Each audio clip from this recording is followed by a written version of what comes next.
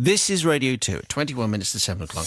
And for the first and only time, a row about jam is this story from Rebecca. Yes, it's an intriguing story. There can't be anything to row about in jam. Well, there is. You'd be surprised. The question is, how much sugar does jam have to have in it in order to be called jam?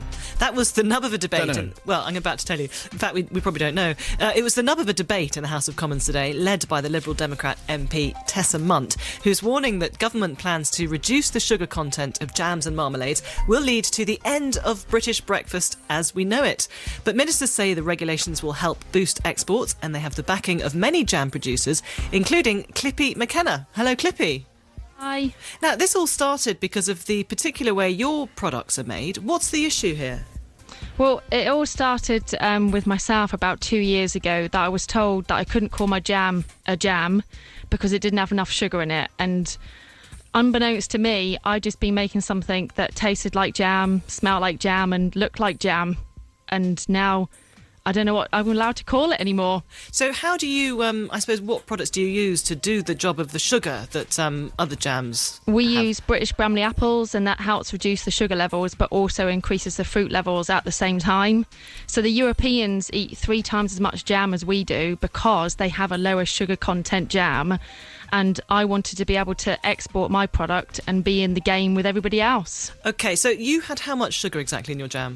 So ours has between 51 and 53, basically, and a sugar jam can only be a jam if it's over 60%. OK.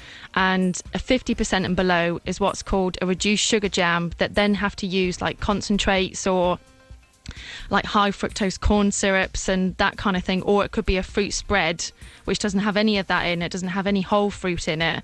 So I thought, well, why don't I use British Bramley apples? They're high in pectin and they're perfect to set, and I just went with that. So you want the law changed so that products with around 50% sugar in can be called jams?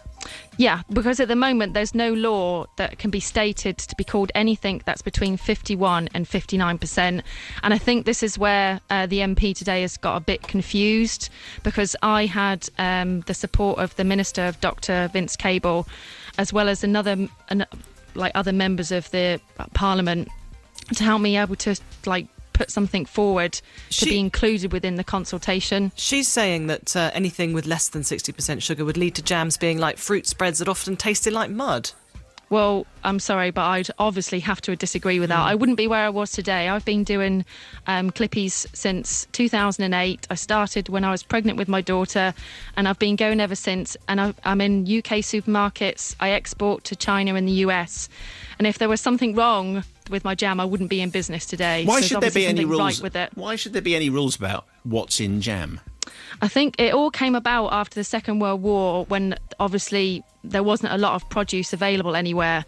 So it almost became like jam became commoditized. So it became just like the cheapest sugar. So sugar was obviously cheaper than fruit, and it still is. So I think that's where the laws came into practice. So a jam only has to have a minimum content of 35 grams of fruit per 100. Whereas ours has like nearly 60. I don't want to get very too bogged confusing. down with fruit content and sugar content. It's just jam at the end of the day. Do we know what happens now? Well, hopefully they'll debate it and the consultation will go forward, and that lots of small producers just like myself will be able to make a lower sugar jam within those levels and be able to call it jam.